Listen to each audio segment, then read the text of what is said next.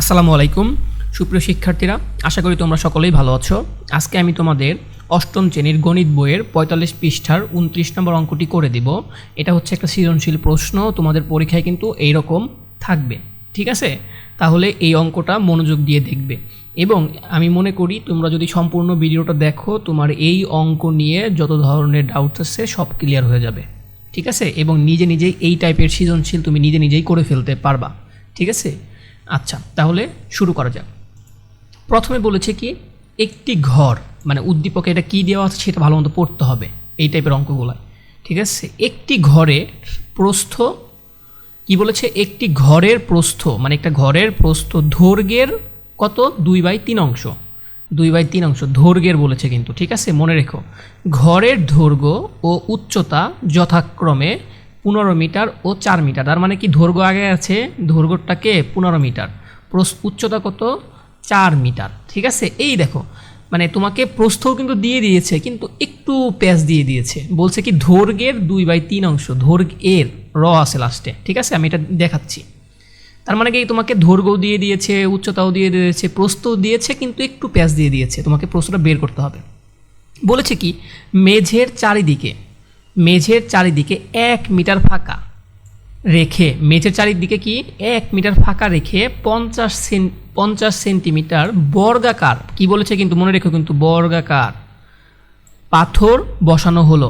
বায়ু পানির তুলনায় 0.00129 গুণ ভারী। এটা একটা ইনফরমেশন তোমাকে দিয়ে দিয়েছে, ঠিক আছে? সমস্যা নেই। এখন তোমাকে এখানে দেখতে পাচ্ছি কি সব কিছু দেওয়া আছে মোটামুটি, তাই না?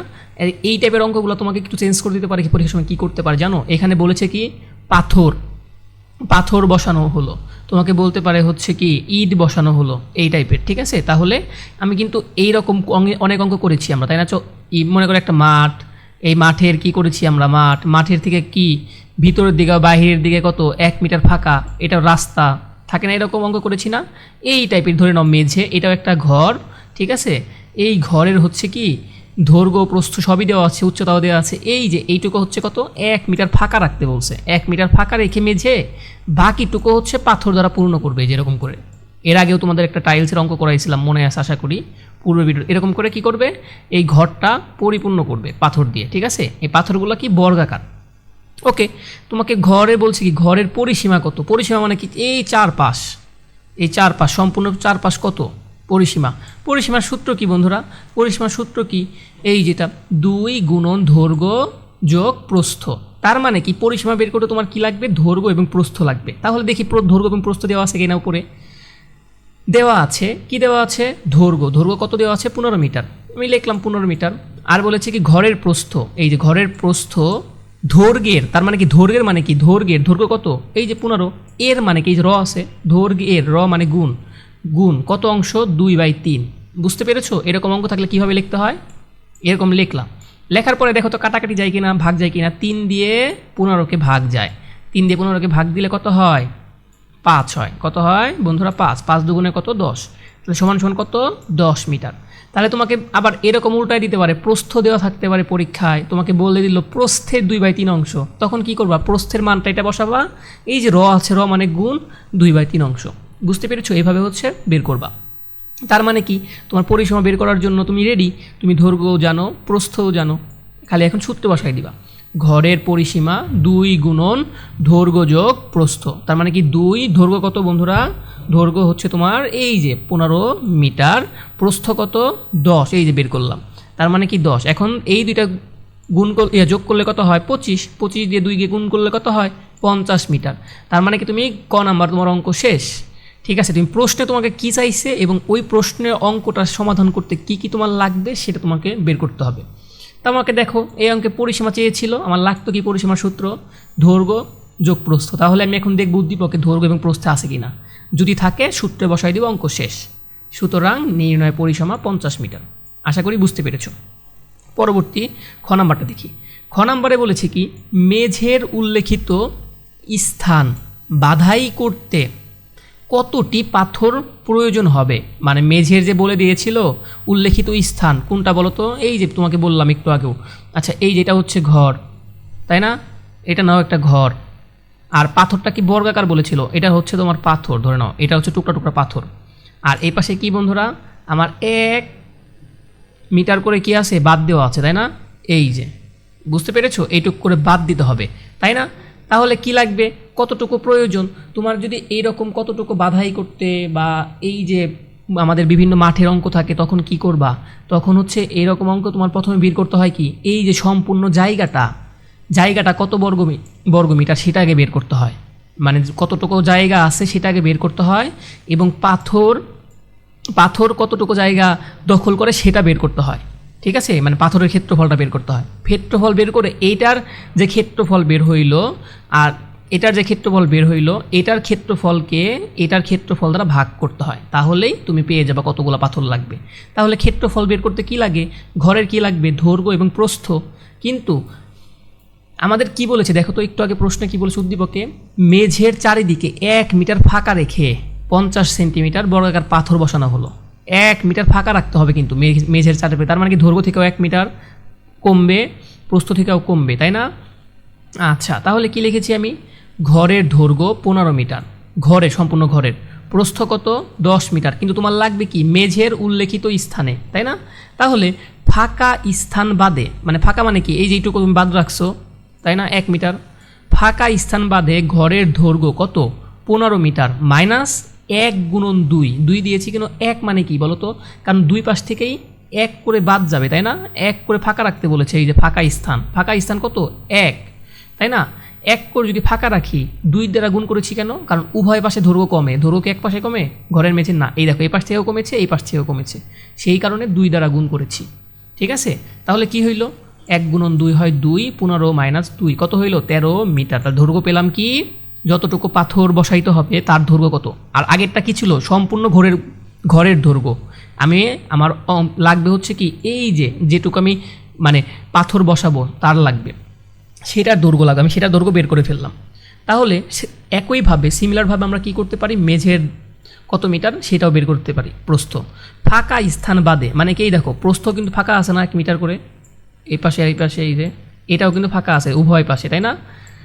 মেঝে প্রস্থ, আগের প্রস্থ কত ছিল, 10 মাইনাস 1 মাইনাস কেন, ওই যে 1 মিটার করে কমেছে, এবং 2 দ্বারা গুণ করেছি কেন, কারণ উভয় পাশেই 2 করে 1 করে কমেছে, সেই কারণে 2 দ্বারা গুণ করেছি।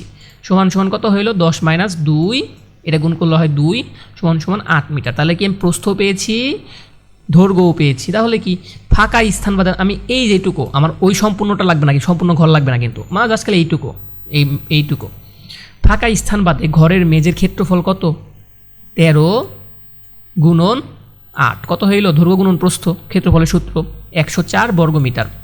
আমি কিন্তু এইটার ক্ষেত্রফল আমি জানি, আমার এখন কিসের লাগবে, আমার ওই যে পাথরগুলো যে আছে এই পাথরগুলোর ক্ষেত্রফল লাগবে, ঠিক আছে? এখন বর্গাকার পাথরের বাহুর দৈর্ঘ্য বর্গাকার কিন্তু বলে দিয়েছিল উদ্দীপক দেখে আসো, দেখবা বর্গাকার দেখা আছে, সেটার কত সেন্টিমিটার দেওয়া আছে, কি 50 সেন্টিমিটার বলে দেওয়া আছে। এখন আমার কি সেন্টিমিটার লাগবে, আমি সবগুলো বের করেছি কি সে মিটারে, তাহলে এটাকে আমাকে মিটারে কনভার্ট করতে হবে।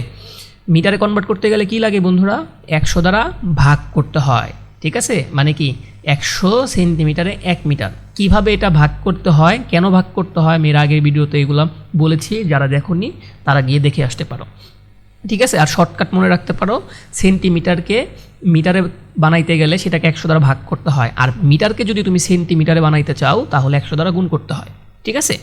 আচ্ছা, তাহলে কি পেলা তুমি, 0.5 মিটার দৈর্ঘ্য এই পাথরটার, ছোট পাথর, ঠিক আছে? এই পাথরটার, এখন এই পাথরটার কি করতে হবে, ক্ষেত্রফল বের করতে হবে। আমি তোমাকে বলেছি এই টাইপের অঙ্ক থাকলে কি করতে হয়, ওই জায়গা কতটুকু জায়গা আছে তার ক্ষেত্রফল বের করতে হয়, এবং পাথর যেটাতে তুমি ঢাকবা সেটা হতে পারে টাইলস, মাদুর, যাই হোক, সেটার কি ক্ষেত্রফল জানতে হয়।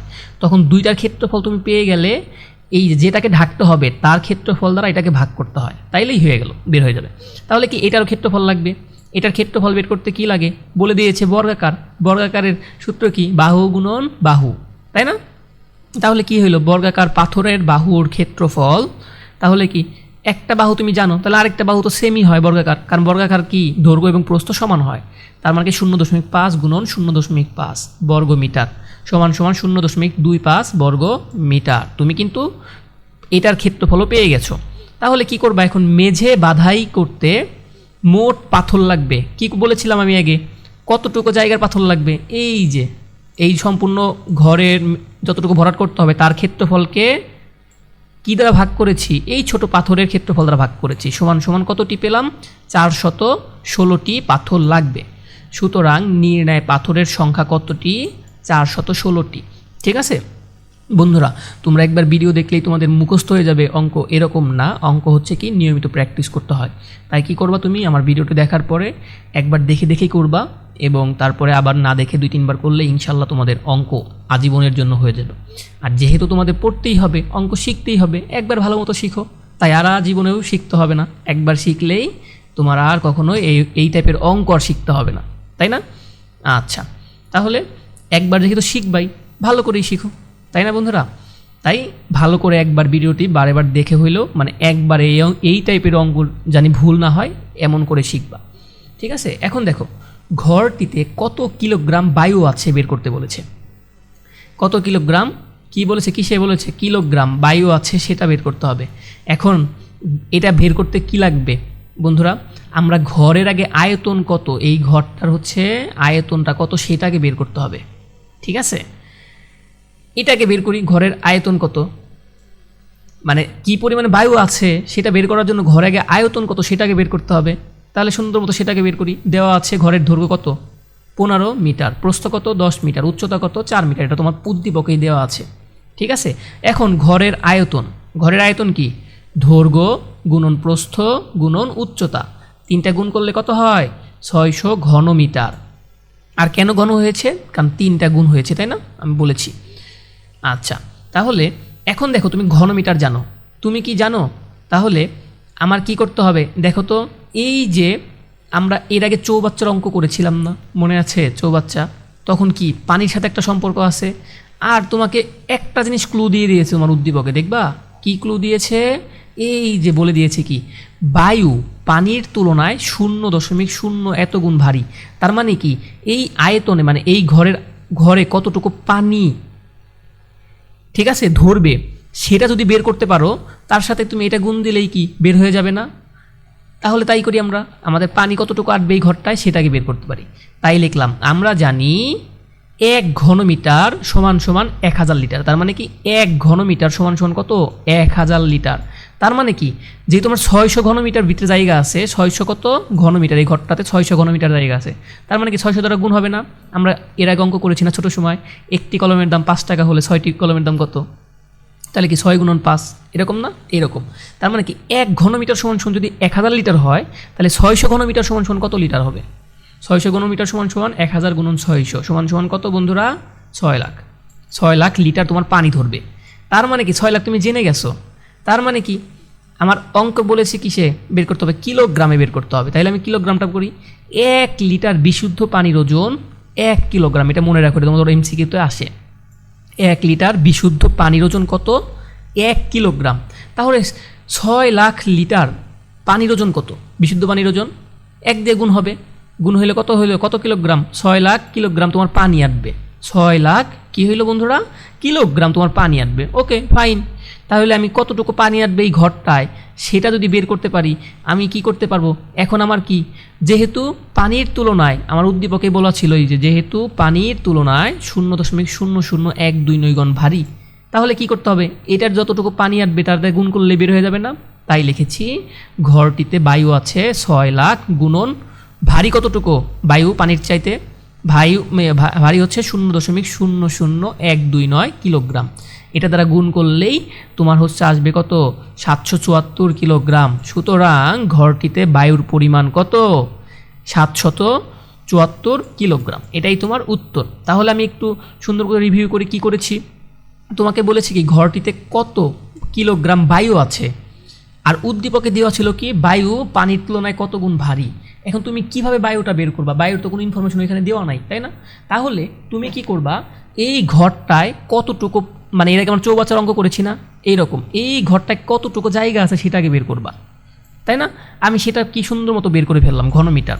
এখন দেখো উদ্দীপকে বলে দিয়েছিল কি বায়ু পানির তুলনায় এত গুণ ভারী কিনা, তাই না? সেই কারণে তাহলে পানি কতটুকু আটে এই ঘরটায়, ঘরটাকে মনে মনে কল্পনা করো তুমি একটা চৌবাচ্চার মতো, এটা পানি কতটুকু আটে, তাই না? সেই পানির ওজনটা তুমি বের করে ফেলো। সেটা তুমি কি করতে পারো, সেটা তুমি এই যে আমরা একটা জানি কি 1 ঘনমিটার সমান সমান 1000 লিটার, সেটার মাধ্যমে কি করলা, তুমি কতটুকু পানি আটবে সেটা বের করে ফেললা। মানে এই যে জায়গাটার 1 ঘনমিটার জায়গা সমান সমান 1000 লিটার পানি আটে, তার মানে কি এই 600 ঘনমিটার সমান সমান কত পানি আটবে এই ঘরটায়? 6 লাখ লিটার। এটা তুমি বের করতে পারলা। আমার কি লিটারে অঙ্ক চেয়েছে না কিলোগ্রামে বলেছে, তাই আমাকে কিলোগ্রামে কনভার্ট করতে হবে। তাই লিখলাম 1 লিটার বিশুদ্ধ পানির ওজন কত? 1 কিলোগ্রাম। তাহলে 6 লাখ লিটার বিশুদ্ধ পানির ওজন কত? 6 লাখ কিলোগ্রাম। বের করে ফেললাম। তাহলে ঘরটিতে পানি ধরবে কত? এই ঘরটাতে পানি ধরবে 6 লাখ কিলোগ্রাম পানি ধরবে এই ঘরটায়। তাহলে উদ্দীপকে বলে দেওয়া আছে কিসে? পানির চাইতে এত গুণ ভারী হচ্ছে কি বায়ু। তার মানে কি এই পানির সাথে তুমি এটা গুণ করে দাও, তাহলেই তোমার বের হয়ে গেল। এটাই তোমার উত্তর। এই টাইপের অঙ্ক কিন্তু পরীক্ষায় আসে, তাই অঙ্কগুলো মনোযোগ দিয়ে করবে। আশা করি বন্ধুরা তোমরা অঙ্কটি সম্পূর্ণ ভিডিওটি দেখেছো এবং বুঝতে পেরেছো। যদি না বুঝে থাকো কোনো সমস্যা নেই, ভিডিওটি আরেকবার দেখো এবং দেখে দেখে 2-1বার অঙ্কটা করো, ইনশাল্লাহ হয়ে যাবে। আর তোমরা যদি একটু উপকৃত হয়ে থাকো তাহলে আমার চ্যানেলটি সাবস্ক্রাইব করো এবং শেয়ার করে দিও। তাহলে আজকের মতো বন্ধুরা এই পর্যন্তই। পরবর্তী ভিডিও দেখার আমন্ত্রণ রইল। ধন্যবাদ সকলকে।